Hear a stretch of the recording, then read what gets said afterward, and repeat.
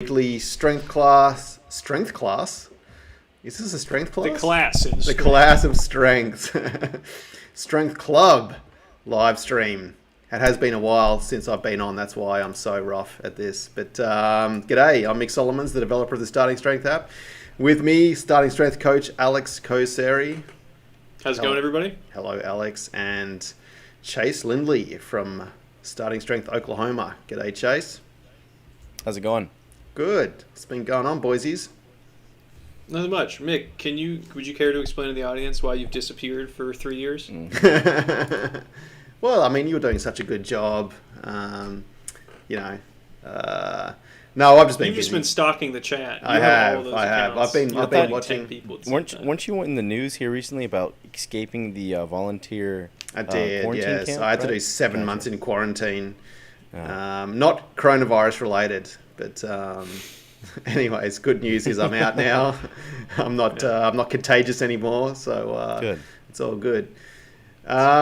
So what's the subject today, fellas? Starting strength seminars.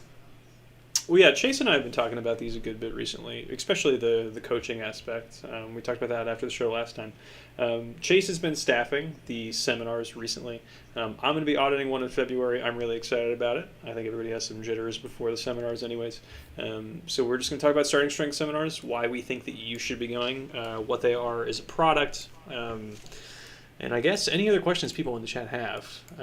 Chase, so how long have you been staffing these seminars for now? I think at the beginning of 2020, maybe a little bit late. I think it was, no, I lied. Probably last summer. So this will be my fourth. This weekend we have another one coming up, December 11th through like the 13th. This will be my fourth or fifth. Can't remember. But you know, I've been through a lot of seminars from just either doing it myself or just sitting back and watching, and I've just always found that these things are fascinating. It's, you know, the same material but always presented in a different way, and I always pick up on stuff, you know, that I thought that I had originally had a good grasp of, but someone, you know, the various coaches who are doing different lectures, they spin it a different way and it makes a little bit more sense, or I look at it in a different point of view, and I think these are just amazing. So oh, go ahead, Alex. No, go ahead, Mick. I was going to say, it might be worthwhile just to quickly talk about the format of the seminar, and for people who don't really know what it's all about and who it's for. And Yeah, so essentially, how many coaches are there? 6, I believe? Depending on the size of the seminar, I think 6 is probably the most. Maybe we had 7 at one point, but I don't know. It depends on the venue, but 6 is about. So 5 or 6 coaches. SSCs, arguably the good ones. I don't know, possibly the best ones. But yeah, so they're going to run you through on Friday night. And I believe Rip does all these lectures, right? The Friday night ones? Not all of them. So it's Friday through Sunday, if anyone hasn't figured that out. Friday, it's just a half day. We started off with kind of a little introduction with Rip, just talking about, you know, the schedule and those who are wanting to opt in. You know, you better have your shit together, otherwise we try and scare them away. Yeah, exactly. And then I think I remember last time that at the introduction seminar that Rip was saying that what did he say? He said something like, you know, pretty much 98% of people fail the platform the first time around or something. It wasn't. I don't know. It might not have been that much, but it's just yeah. I think he gives like the stat, like if 10 people were to audit in. Like 2 are lucky to pass, maybe 1. It's a very, very low pass rate, and that's, we want it like that, right? We don't give people this sought after credential just because they paid $1,000, right? Just like what CrossFit does if you're a level 1. But going forward, like we start off with the coaching lecture. That's about 45 minutes of what is coaching, like our model, our basis of where we got that from, and then the kind of the first principles talk about coaching and what you kind of need to, I guess, look for in a coach. It doesn't matter if it's for barbell. Well, in this aspect it does, but it's also for a broader sense of getting a good grasp of material. So I could be from, you know, if you're learning a musical instrument and the guy there doesn't know what a fretboard is, or like even the G, E string or something like that, What is a you know you fretboard? fucked up. I don't know. So just poked I that shit think out my you ass. two play instruments. Wait, what do I you don't. play, Chase? I don't. So Ah. Rip gave me a trumpet from, I don't know, like a few years ago. Did you just I can't bend it? make Did you just bend it in two? I want to. I'm fucking pissed because I can't make an embouchure, and like I fucking tried so goddamn hard to pucker up my lips and make one. You got I those just blow, thin white people lips. That's why. I do. So I just blow as hard as I can, like if it's the fucking lure horn, like I'm fucking summoning the trolls, and then I get pissed for about 8 hours, and I just throw it away. All right. Fuck it. Yeah, I think that's the top sign of Rip's affection is being gifted a trumpet. I think Yeah, that's I like mean, he being is a knighted pretty. in the starting strength community. Is him giving you one of his trumpets. Or making you a practice coffee it. out in the back room. Yeah, you said there was like a little kitchen. I was like, where the fuck is a kittion in there? it's saw, not like, a- I don't know two the kitchen. rooms. Yeah, it's a kitchen. It's I just saw, got. like, It's an also office with books all the way up to the wall. No. no. Like that's I it. could But walk yeah. around that place with my eyes closed, man. Like I know like every inch of that building. But after the coaching because you've seminar, cleaned it with a toothbrush. yeah, basically. After the coaching lecture, it's into Rip's lecture. I've only seen him do it, and I guess maybe someone else has done it in the past, but he's really good at this because he's Rip, and it's talking about basically strength. So strength in its basic principle of what is it? Can we define it? And going through what is a force after we define what is strength, force, velocity, can't talk, acceleration, how this imparts into us in the model, and then looking at the neuromuscular aspect of it, motor units, motor unit recruitment, just a long spill of what's happening. And then to kind of wrap it around, it's then training versus practice, using that two-factor model that he kind of designed, and then we apply that to basically what we're trying to train for. And then lastly, on Friday night, it's the physics lecture, introducing moment arms, what we're considering what are good moment arms, what are bad moment arms, compression, tension, moment itself. So all these factors that you have to consider when lifting. And then Saturday it's fucking all day of just squat lecture, squat platform, pulling mechanics lecture. You skipped the Deadlift. Friday night. You skipped the Friday night drinking and socializing, which is an important part of No. the. Yeah, don't That's blow Saturday your night. load That's too Saturday early. night. That's Saturday night, is it? All Well, the it wasn't secrets. Saturday night. Yeah. Because, I mean, you've done all this shit Saturday that you just want to fucking relax. And plus, like, the people who, kind of ate shit that were opting in on the squat platform and the deadlift platform, like, they need to kind of calm their nerves somehow. Yeah. And that's where Or you at the kind of local usually bar. see it on Yeah. Saturday. Exactly. I got a few. Got a few comments. Let's go through a few comments. Johnny G. Hi guys, nice to see Mick. Thanks, Johnny. That's a long-time viewer in here, Johnny. Yeah, G. Johnny G. Eric Fagel, I think I got that right. Has a little waving emoji. Hi, Eric. And Johnny G says he's wanting to go to a seminar soon. And he also said you have to spit into the horn. Is that true, Mick? Do you have to spit into the horn? It's kind of half right. Like, How the fuck do you spit in the horn? no, it's You're not it's projecting fluid constantly. no. It's more about just think about if you had a piece of rice on your tongue, and you want to spit it as far as you can, like that. Like that? No, you don't buzz. You don't buzz when you. That's a kind of See, old wives' that's tale. I think that's my problem. Yeah, is no. that All right, Yeah. so everybody in the audience, turn your headphones up Yeah. as loud Starting- as they can. starting Chase and trumpet. Mick are going to spit into their microphones. Oh, there's- you're still Excellent, buzzing. guys. You're still buzzing.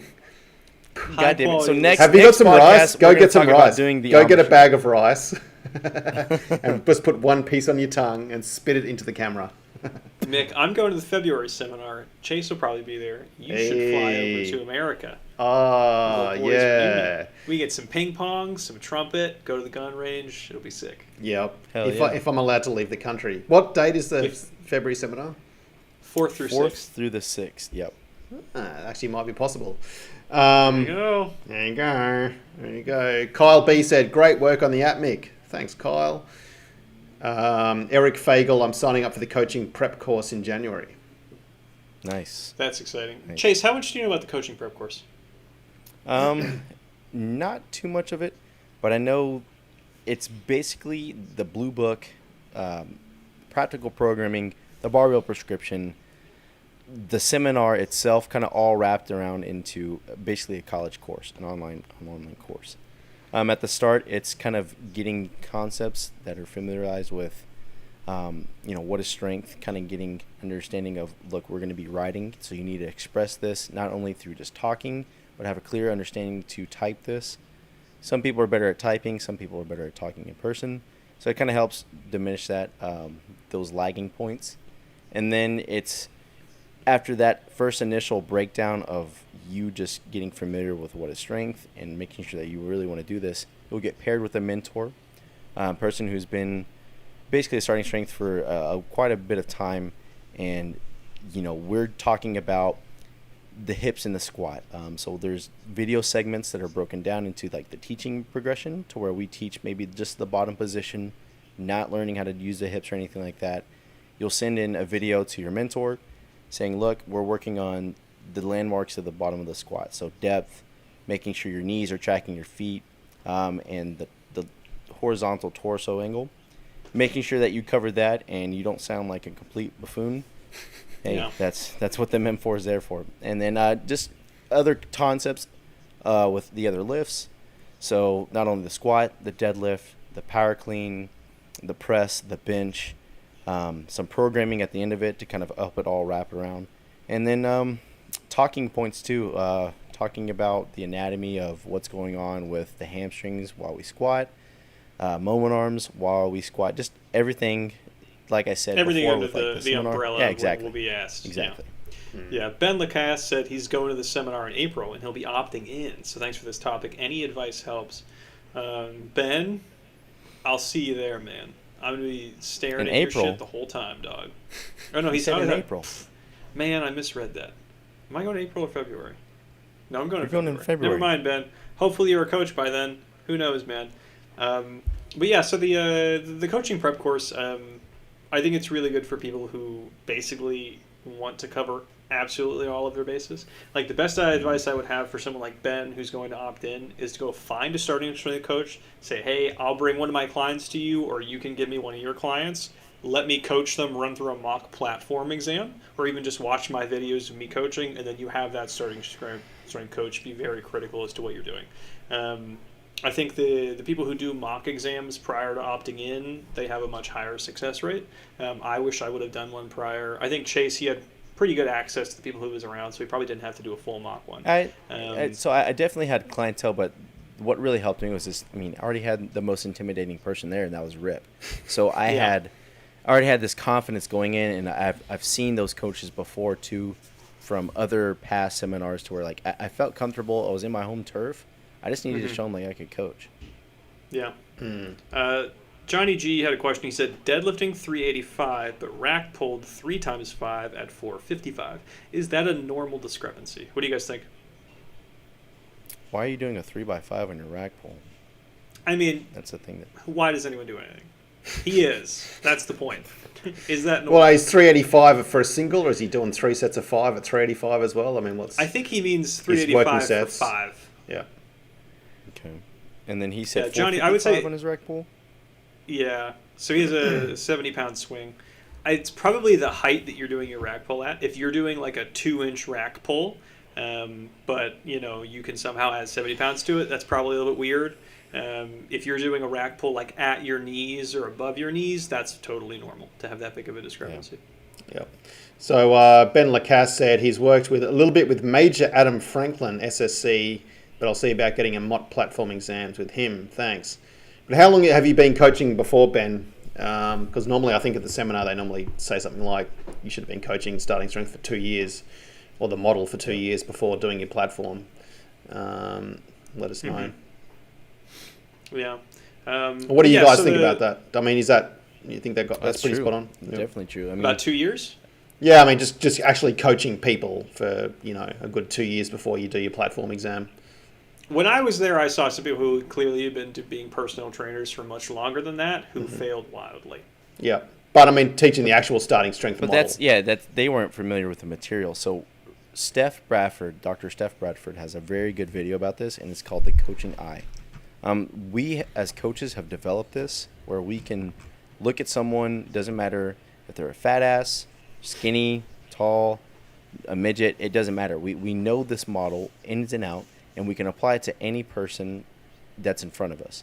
We know how to correct the inefficiencies in the models, any deviations that doesn't look like the model in real time. And that is what's very important, and that what people kind of overlook whenever they first start kind of getting into like the seminar realm. Yeah.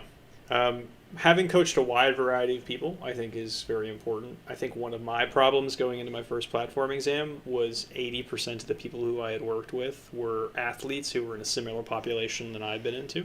And then, 20% random Joes. In between second and third, I flipped that completely. Like the skills were there, knowledge, talent was there. I just needed to experience of people who are a little bit more on the other side of the spectrum. So wide variety of people.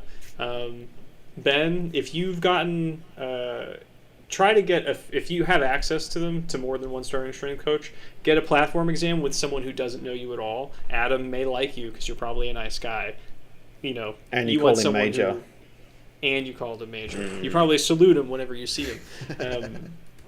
But yeah, so like the people who are proctoring your exam, Chase can talk more about what proctoring the exam is like. They're going to be chummy with you, but they're not going to be nice. They're not going to be lenient on you in any way, shape, or form.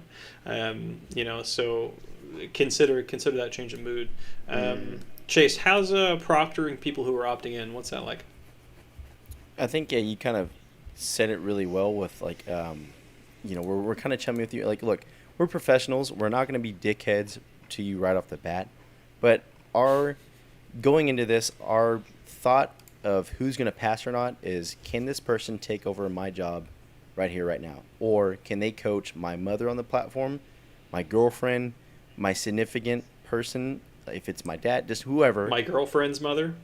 Yeah, exactly. So I gotta see them control that person that I really hold dear and sincere to the utmost ability, similar to what I have, right, as a coach. And if they're not up to that standard, it's a clear no. But at the same time, like we as coaches, we will kind of talk about some stuff about, maybe this person did really poorly on the teaching progression, but man, they just saw everything clearly on the squat. That's workable, right? That's just, maybe it was nerves, maybe it was just some other factor that's normally not present there. But if we clearly see you not correcting an issue regarding depth or their back angle or just hip drive, yeah, dude, you need to just see a little bit more people, just like what Alex was talking about. Yeah, mass exposure, for sure. Let's do a form check just to break up things a little bit. Yeah, break it up. All right. All right, who we got? I think we got Hard Gains. We've seen so much from that guy. I know. We're going to see more. A loyal viewer. Oh, yeah. It's got a nice setup. I like the bench. It's like a cool looking, like, rustic 1980s Soviet era bench. That's not a starting strength press bench, is it? No. Yeah, if you're 12 feet tall, weigh 600 pounds, Yeah. that's a starting strength bench for you. Yeah. Is he going for more reps? I think so. Might only be 3, I think, because this video cuts out in a sec. Oh, my man. Okay, so this is the gentleman who was telling us that he was tweaking his hamstrings frequently. What we were seeing before was that his shoulders were well past the bar, the hips were too high, and he was on his toes. So we recommended letting the hips come backwards a little bit, focusing on lat tightness, and I think we're seeing a lot of that same issue here too. Chase, how are you feeling about these? Yeah, you're just wanting to jerk these really hard off the floor. 1, we need to take the weight down just a little bit, and then 2, you have to get familiar with being uncomfortable, getting your hamstrings nice and taut, your back set, and it should be a slow, gradual flotation with the bar and the plates off the floor, not this huge jerking fast motion to lockout. And also, as you stand up, just lock out the knees and stuff too. but getting basically your hamstrings loaded and into an effective position to whenever you start the pull, it doesn't tweak them. Like that on that last one, yeah, that thing just jerked, and it was like 3 inches out in front of you, and the bar didn't even leave the floor. Yeah, so this was an attempt at a set of 3, of which you failed. This was too relatively heavy for you, given your technique and skill at the same time. So what I would say is that everything needs to be a little bit lighter. You need to be a little bit more technique focused. The cue that I like to use here is squeezing the bar up off the ground. You don't want it to be a rapid jerk. So like rep 1 of this, I would say, okay, that's a limit single. Rep 2, you were in a better position, so you were able to pull it. 3rd, you lost position. When your hips are set, you want to think about locking them in position. You're squeezing your chest up around that, and then you're pulling your shoulders down your waist to get your lats tight. On rep 3, I think the strength was actually there for it, but like the back and the chest, really everything got out of position, and the bar rolled forward. So it was right not to. I wouldn't have tried that again. Chase, what would be your primary thing you want to work on going forward for John? Getting familiar with setting the back and staying tight. So again, like the cue that you're saying about like just the whole entire system, the back, everywhere? The hamstrings. Okay. So like the cue that you were saying about like squeeze the bar off the floor, really good. I like to use the bar like the cue like to hover, right? You're like squeezing your chest up so tight that the bar has now all the slack out, and there's a little bit of some hover in the plates in between the floor, and now you just gotta slowly push it up. Mm-hmm.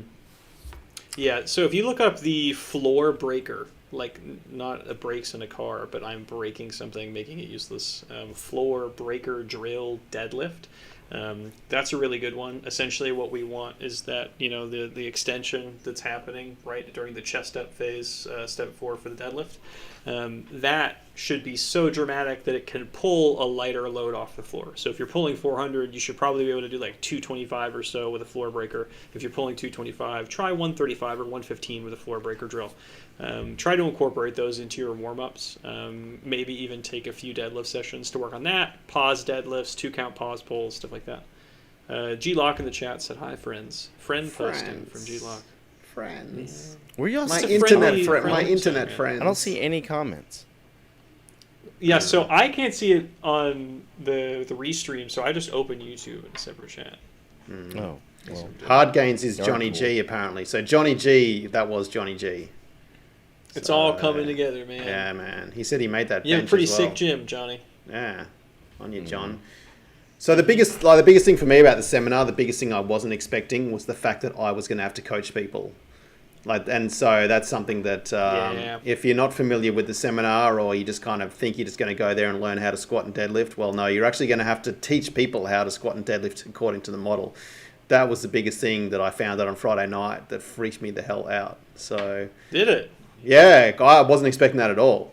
Probably should have researched the seminar a bit before. Dude, but this is the thing that's always true is like everyone's really gung-ho about teaching on the squat, but then they realize gung-ho?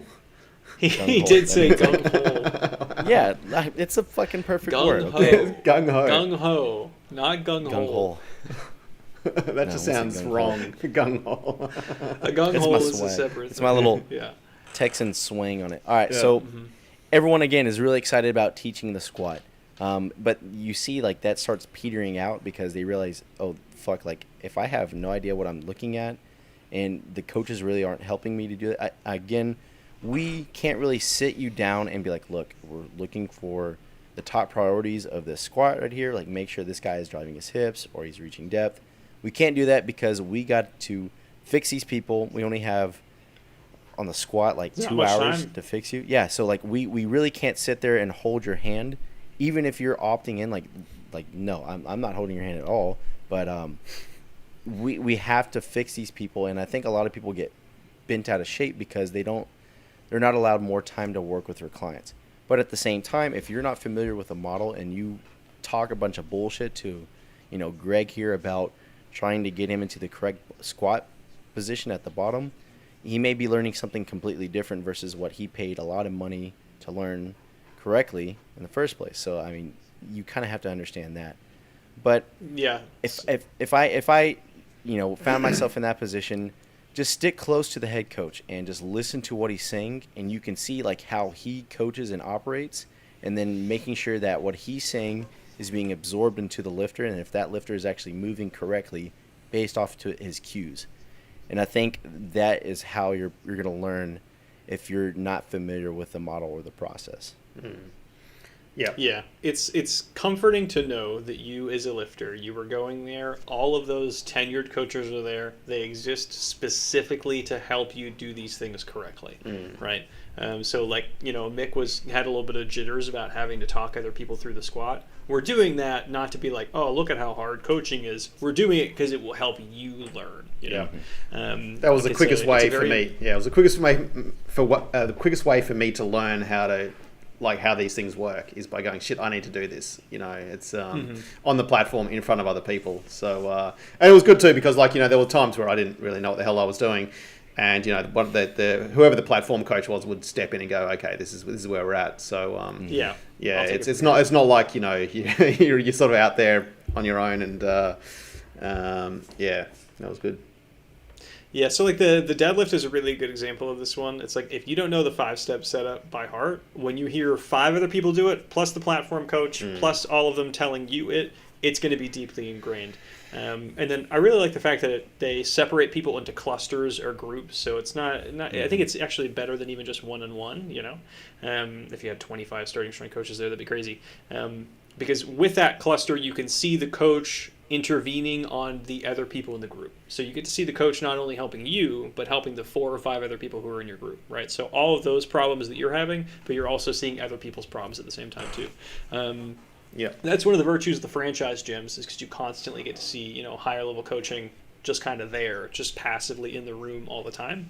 And then at the starting strength seminars, like the method of solving problems isn't just only when your coach is instructing you, it's also whenever you're observing everything else that's happening in the room. Even if it's not your platform, you can look at a different platform and see what that coach is doing, see what people are correcting and stuff like that. Yeah.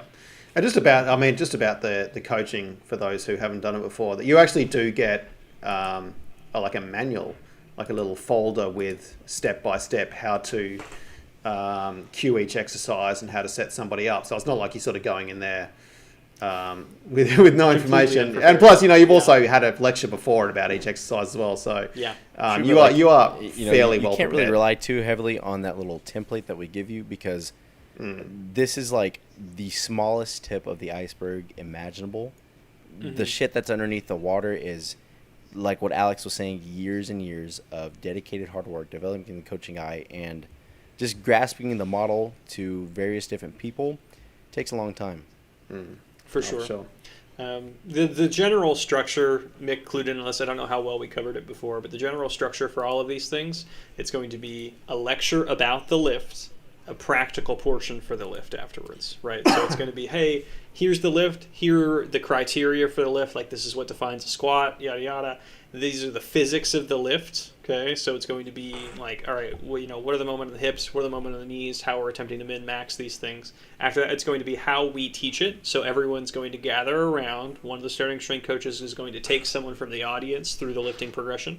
They're going to essentially teach them from top to bottom how to do the lift. And then 4, that's going to be the platform where everyone goes into their little clusters or hubs, and then you all work with that individual coach. You'll do this for all of the lifts. So some of the lectures are longer than other ones. I believe the squat's the longest lecture, or is it the deadlift? Chase? Well, it kind of depends on who's doing the Depends lecture. on who. Rip can really draw out the pulling mechanics. Because, that's the fun stuff. It is, because that's actually a video breakdown of, like, for example, like Ed Cohen's one of the videos that we kind of look at, a guy named Brad Gillingham. We look at how he pulls, and then we kind of analyze our model and kind of compare the two. And Rip can kind of tell some good stories about what's happening in the Olympic scene back in the day of that. And he kind of goes into some tangents and stuff too. But I think Rip never. The squat without tangents and just being on schedule, I think that's probably the longest.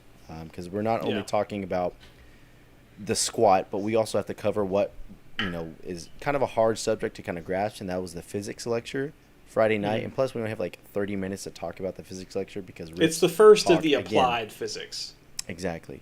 Yeah. And yeah, Rip's talk always kind of bleeds over. So like the person who's doing the physics lecture is always fucked because it's normally like a 45-minute talk. Well, they have to do it in 30. So they're just like, hey, here's a point of rotation. Here's a bolt. Here's a moment arm or a wrench. And then they're just like, one after another. And people are just like, what in the fuck is he talking about? I just see all these lines and wrenches and all this shit. And then you have to take all that stuff and then apply it to the squat. I think that takes a little bit of time. Yeah. So the order, the workflow for everything, it's not going to be traditional powerlifting meet. It's going to go squat, deadlift, bench, power clean, press. Power clean and press are on Sunday, right? So if you think you're going to get a little bit of break on the lower body work and it's going to go like squat, bench, deadlift, guess again. It's not. It's going to go squat, deadlift, bench. The bench, the only fun lift involved actually here, it's at the end of Saturday. Yep. Want to do another form check, Mick? Yeah, let's do it. Let's get it rolling. So I don't know who this is. It's just a bunch of numbers. So hopefully this is not some weird video. Yep, thankfully it's someone squatting. Hey. I like it whenever you can just tell in someone's like setup, just in the way that they're standing at the look top. pretty You're good. like, oh, this is going to be great. Yeah. Could have turned on the light at least. He must be squatting in the gung hole. Oh, he's definitely in the Gung hole edition. It seems like we have some more people hovering around the stream for right now. If you have any questions, please feel free to ask in the chat. We will answer them to the best of our ability, which probably is pretty cool. Probably a decent amount of ability, I think.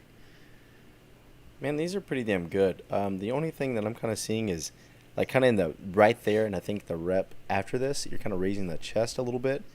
If you notice, I think this is due to you kind of crashing down into the bottom a little bit. Cut it off, stay bent over as you come up, lead with the hips. These will be golden. I don't know. I agree with you on the chest point. I think if he tries to cut these off, he won't be able to find a good bounce. It'll take a while for you to relearn the bounce at a slightly higher form. That's one of the things that I've noticed takes a significant amount of time to change. It's going to be, if you're used to bouncing at a certain depth, changing where you find that bounce at. So it's like you're bouncing deep of what we would consider just slightly below parallel. So if you want to change that so that you're bouncing right at parallel, it's going to take some time. You could probably cheat that a little bit by just widening up the stance. But I definitely agree with Chase on leading with the chest. You're definitely leading with the chest here on a few of the reps. I would stay more leaned over, stay in the hips. Yep. All right, 1,066 quadrillion, whatever his username is. I thought it was just going to be like 1488 or something. I was like, Nah, man, just a it's- random series of numbers. We'll do Ben S. Ben S. Ben's. It could just be Ben plural. Yeah. There's multiple bins. Mm-hmm. Yeah, there's Ben the cast in the chat, and this guy. That's at least two. Mm. Well, maybe like this bin has like multiple personality disorder. He just turned the light on for this set.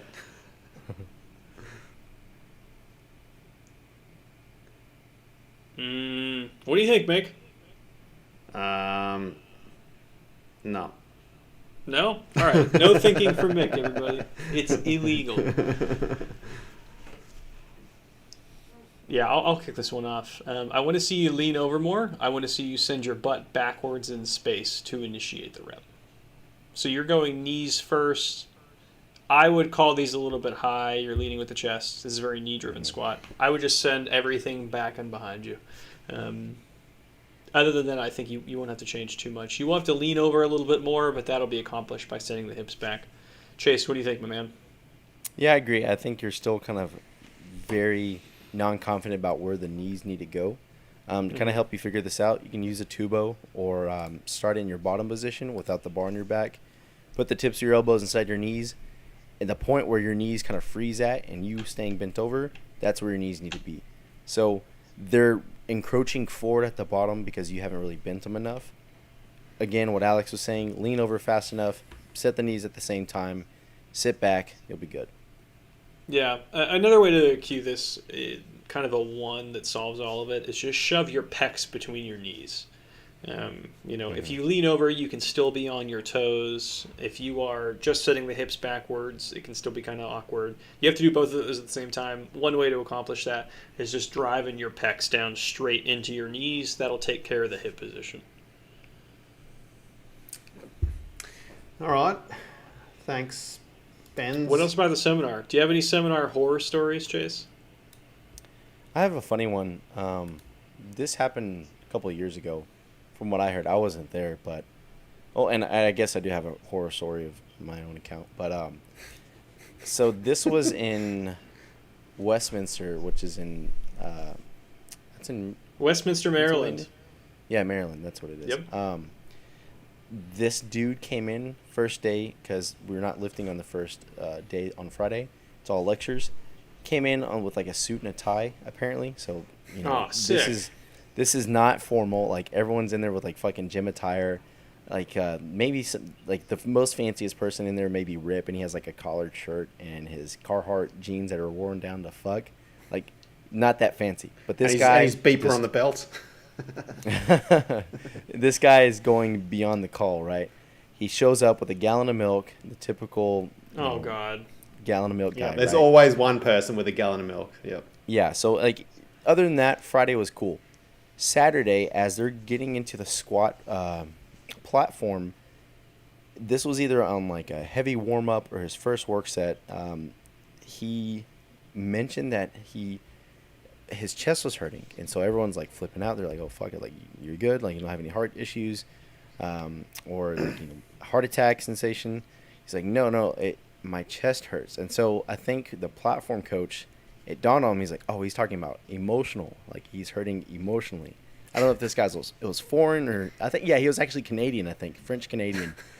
And all makes sense now. Like, it hurts. So then they call Rip over there, and Rip's like, "What's wrong?" And dude's like, "I hurt." And he's like, "Just okay?" And he's like, "Yes, but I hurt." And Rip's like, "Look, you just gotta fucking man up and do this." And he just had a mental breakdown, and he fucking just started crying because I don't know if like, oh God, he did something that fucked up the way people thought he looked, or just his interpretation of himself. I don't know, but he ended up quitting the seminar. And it's so funny.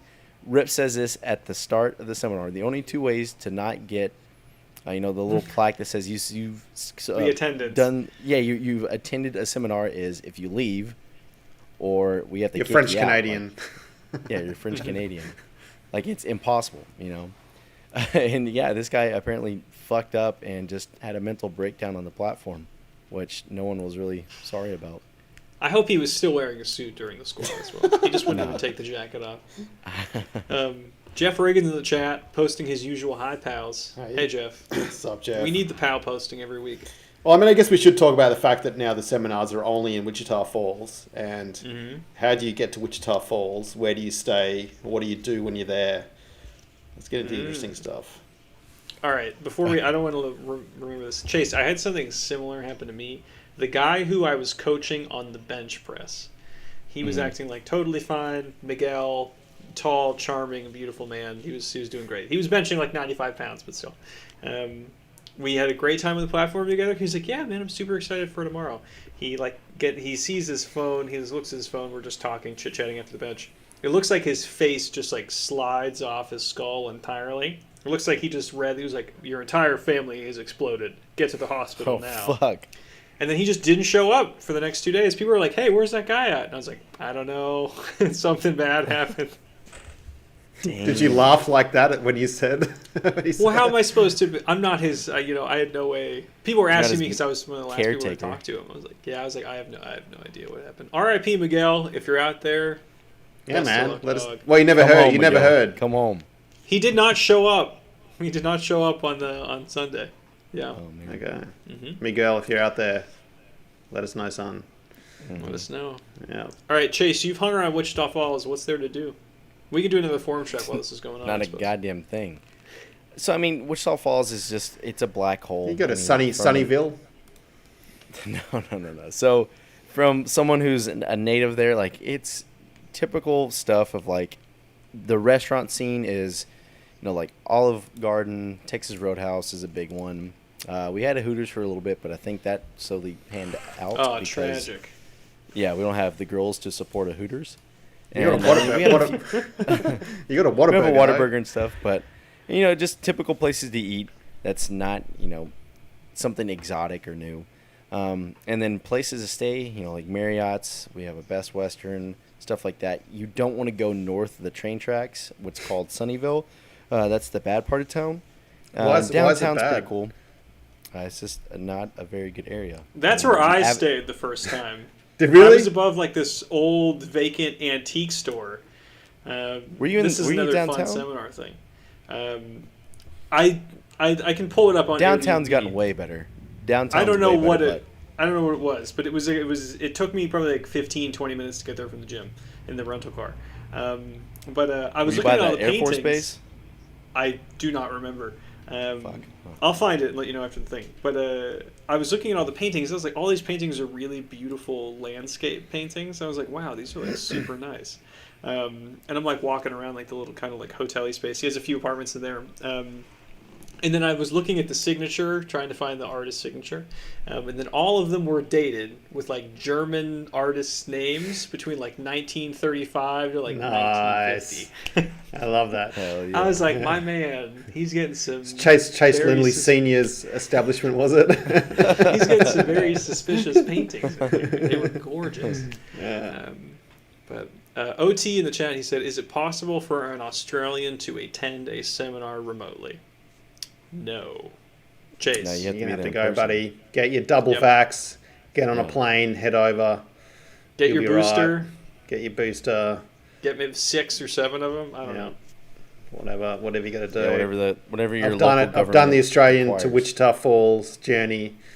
It's an epic 400-hour trip involving 3 or 4 flights plus a 3-hour drive from Dallas. so that's important. So do not fly into Wichita Falls. Your flight will always get fucked up if you go into Kickapoo. Do not Is go that a into real fucking place? Kickapoo. Is that like the gung hole? That's one of the that's one of the airports here. But I think I Okay. forgot the other one. But do not fucking fly into Wichita Falls. They don't know what the fuck they're doing. Just drive up here. It's a from really Dallas. nice airport.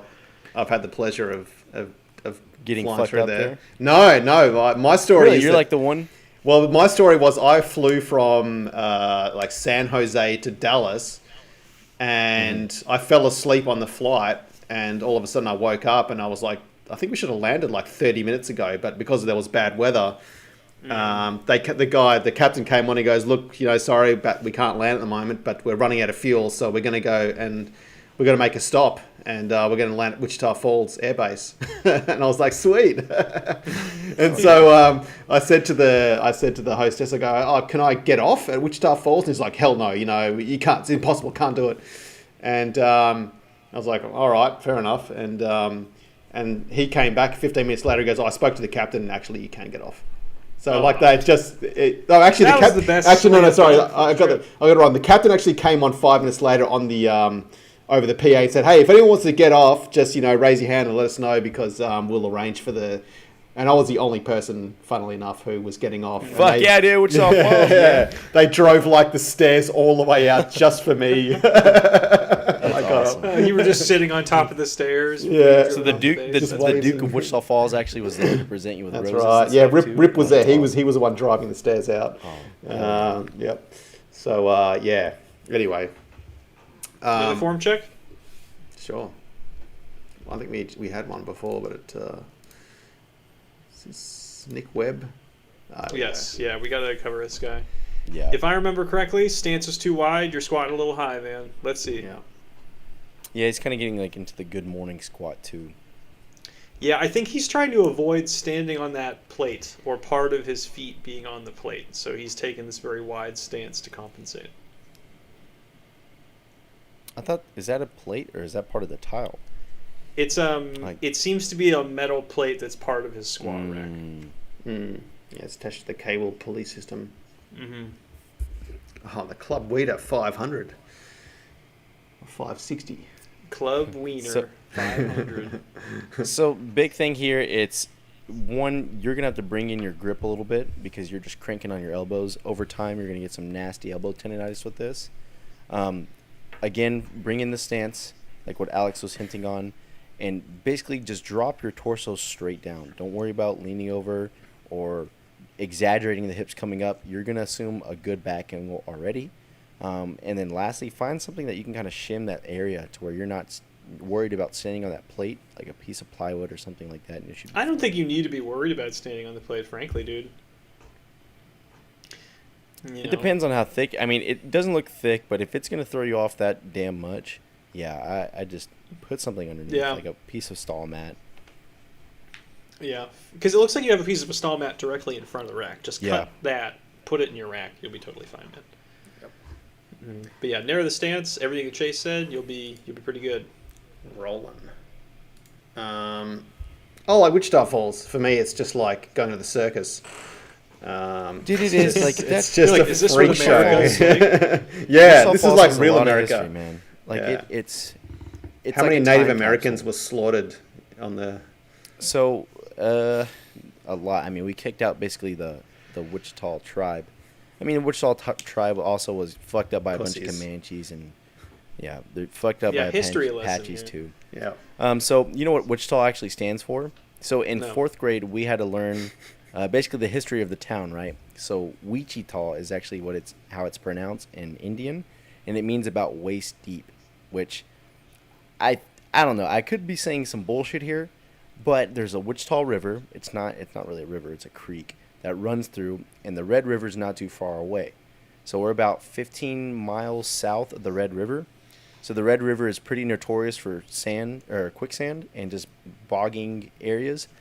There's quicksand in Wichita Falls? Yeah. No. In the Red River. So that's about 15 miles north of Wichita Falls. So horses get bogged down there. People have died in the Red River. So what they do is they get a female Indian, a squaw. They tie a rope to her and basically give her a pole, and she walk across, and then if it was waist deep, she'd say Wichita. And then if it got any higher, of course, they'd have to like jog her back out because I think the Wichita tribe didn't have horses at that point, so they couldn't ride across a creek or anything like that. But about waist deep, everyone was fine with apparently, and that's how it came to be. Now the falls portion, it's a bit sexist. I don't know who the fuck said, hey, Wichita Falls sounds like the perfect name for a town. Because there's no goddamn falls. No, this area is flat as fuck. We had to make artificial falls, so I don't know. There's artificial waterfalls? It's like a 20-foot drop. And it's just the same little Wichita River or creek. It's just pumped across this little hill. I didn't do any sightseeing when I was there. I did. I went out of my way. Did you see... So, Mick, did you see the world's smallest skyscraper? Oh, yeah, I saw that. Falls? There's also the professional wrestling museum. Yeah, we just got that, so we've been really excited about that. There's Lake Wichita, or is it Lake Wichita, or there's like a lake or something? Lake Wichita. Yeah, I was...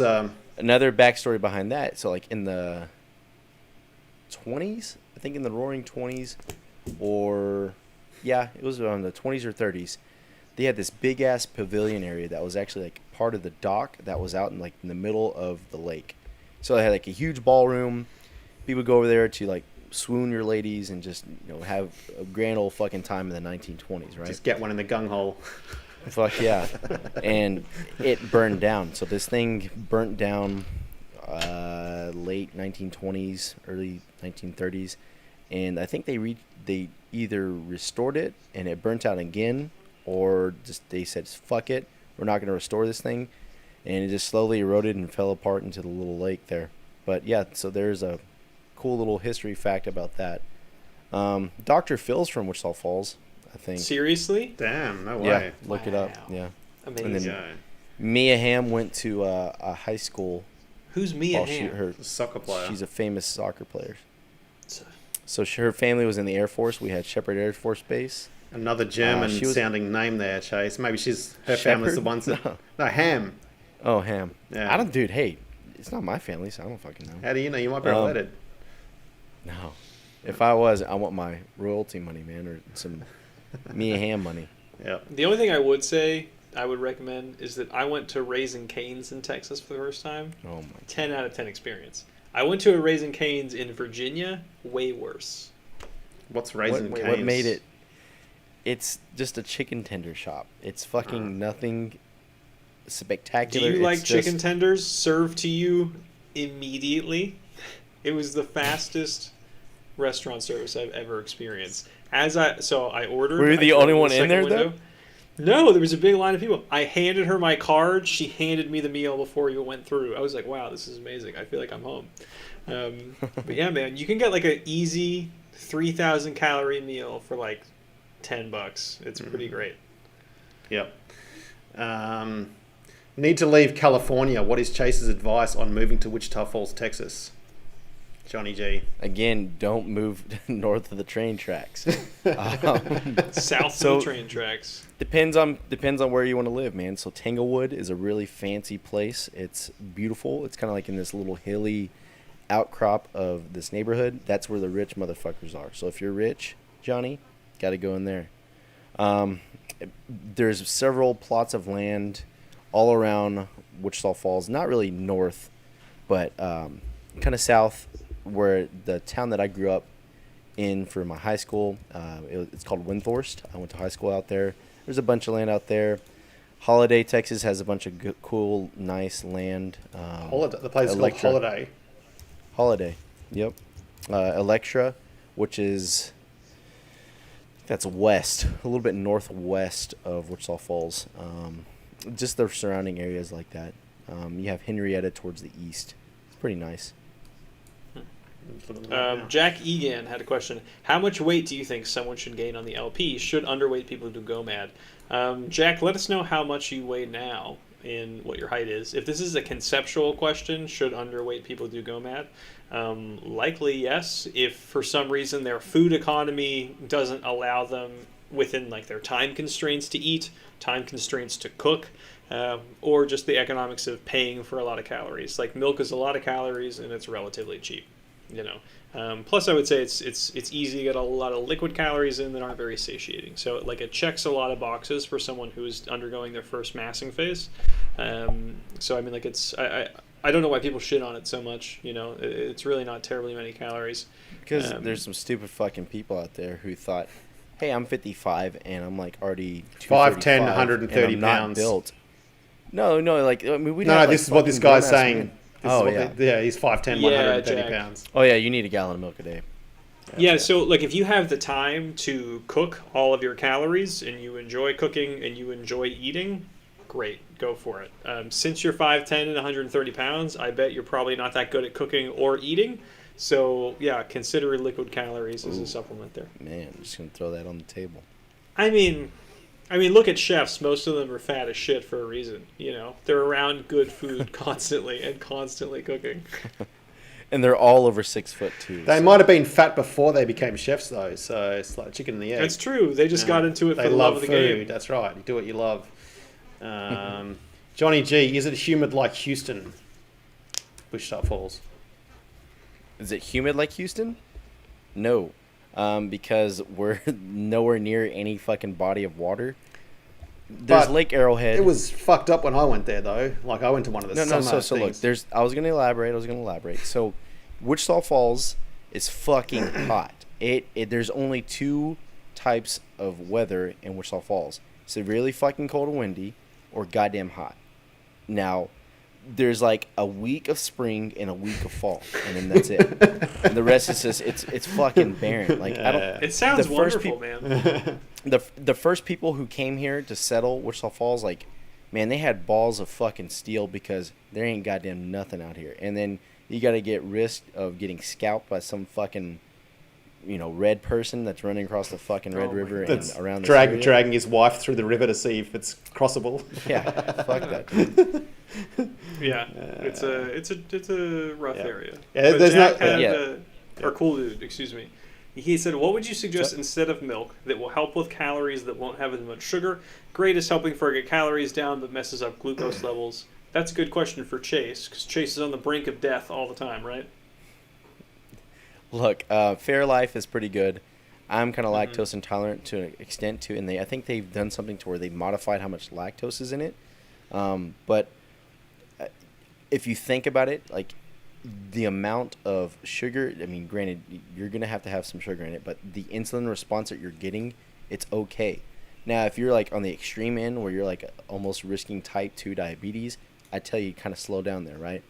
But another good way is beef and rice, like some Monster Mash. That's really helped me. Rice is kind of like a sharp, huge spike in my glucose, and I can kind of really mitigate that with some fast-acting insulin and stuff.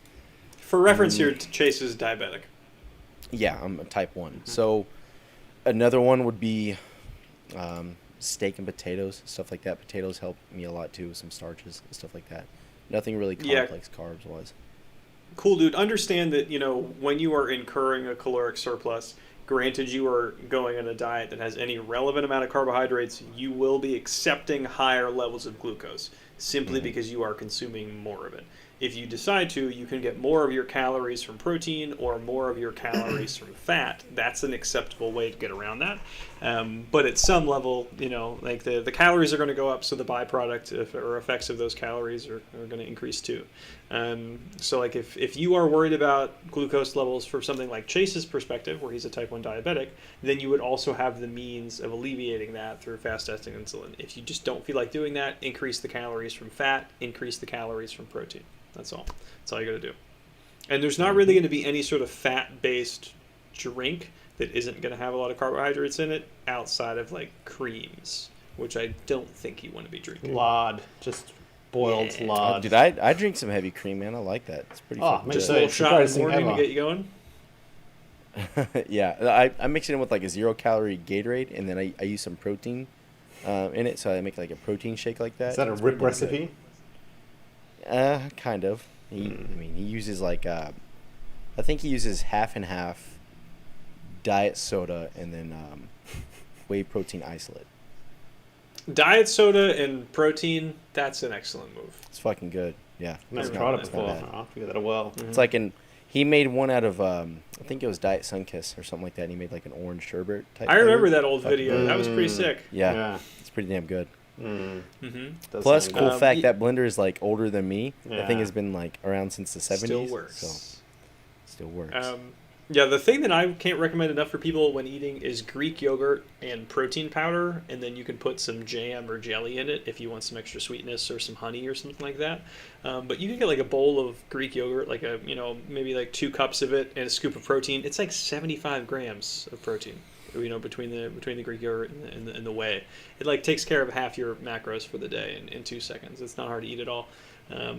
That's one thing. I have a big recommendation. Wrap up thoughts on the seminar, boys. Yeah, like what would you say the biggest benefits are for like someone? who's it for? Yeah, or who's it someone for? or Let's do also- the elevator pitch for the seminar, Chase. All right, look. 60 seconds. If you are reading the book and you're still finding it hard to understand, definitely coming in and getting various points of different explanation from different coaches, getting eyes on, hands-on corrections with your lift, and again, just a complete understanding and a better grasp of the material, definitely a seminar is for you. If you're wanting to be a coach, there's no way out of it. You got to come to a seminar, but you have to be prepared. Don't come in here just thinking, hey, I've read the book once or twice. I've coached like my mom, maybe like one of my buddies from college. I think I'll be good. No, you're going to fucking fail every single time. 2 years minimum of coaching, develop a nice coaching eye, coach anyone and everything that you can get your hands on. I don't care if it's your fucking dog too, just anything, right? It's going to make you a better coach. Read the material, read all the books, read all the articles, look at all the videos on YouTube. And even if you're not going into the seminar for the coaching aspect to audit, still look at all the material, kind of cross-reference some stuff, make sure that what we're saying isn't bullshit, and then you should be good after that. Yep. All right. I'll do my version, then Mick, you do your version. The starting strength seminars are very finely curated experiences staffed by coaches who are masters of their craft, who are still getting better at it every week, every seminar that they run. You are paying for them and their existence to help you get through your problems on your lifts. If you have 1 week of experience under the bar, or if you have 10 years of experience under the bar, they will be able to help and assist you. Even if you are a technically perfect lifter, you will still be able to get information and experience out of it by watching the coaches work, by watching the lectures, by just being in that room, being with all those brains, being with all that information. It's worth it no matter how good you think you are or how hot shit you think you are. You'll be able to get something out of it. Yep. I mean, I'm coming from it from a perspective of, Gen Pop. Exactly. But I mean, for me, the biggest thing, it's an experience. Besides all of the great lifting content and things you'll get there in the coaching, just going to Wichita Falls and even stuff like having to drive on the wrong side of the road for 3 hours through the middle of Texas and not die and navigate through Dallas's dumb fucking freeway system. Which just that was hard to drive in. That is hard, man. I live in America. I nearly missed my flight because I kept missing the turn off because there's just roads just going all over the place. Mm-hmm. But yeah, even just hanging out at Wichita Falls, meeting all the people, hanging out, and going into Wichita Falls Athletic Club and seeing Rip in real life. It's an experience that. That was weird to see Rip in real life. Yeah. Really? That's just yeah. It doesn't cross my mind because I just grew up with him. It's just hey, it's Rip, but it does kind of blow my mind that people just can't look past that super aurora of his. It's just like, dude, he's just a dude who's kind of brilliant and he thought of a good way to lift and how to program it. But he's just the most highly intellectual average person I've ever met. That'll be the clip for today. Yeah. Well, let's wrap it up there, boysies. Where can everyone find you, Alex? Links in the description below. That's my website. I tend to abstain from social media so I can stay productive. If you have any questions about programming or coaching, let me know. Yeah, Alex Nick, you're a closet social media person. Constantly managing 6 Instagram following accounts. Me and finding out what I'm up to. Just me, yeah. You should make a Mix Solo fans Instagram account just for Mix fans Solo of me. fan page. That's right. Hopefully, I can do that. Yeah. I'll do that. All right, Chase, where are you at, boy? Just Chase Lindley on Instagram, and then if you're ever passing through Oklahoma City, come see us at Starting Strength Oklahoma City. And then, guys, hold on. Before we exit it, do you know the Wichita kind of mantra that we always try to live by? No. The blue skies, golden opportunities. That's their little mantra on the sign that when you see. Oh, so when you drive into Falls. the town, that's what it says. Yeah, it says Wichita Falls, and it's a blue sign, and then below it's like blue skies, golden opportunities. That's so pretty. I like nice. that. Yeah. That's very wholesome. Perfect. Yeah. So why did you leave? Why did you leave then? You missed out on all the golden opportunities. The golden opportunities aren't like the nice gold opportunities. It's like piss gold opportunities. Right. Yeah. Except for the one diamond opportunity in Wichita Falls Athletic Club. I will say that's the best thing ever. Yeah, true. You were very lucky to be around that. Very fortunate. Very fortunate. Yep. So just email me in the app or don't. Preferably not.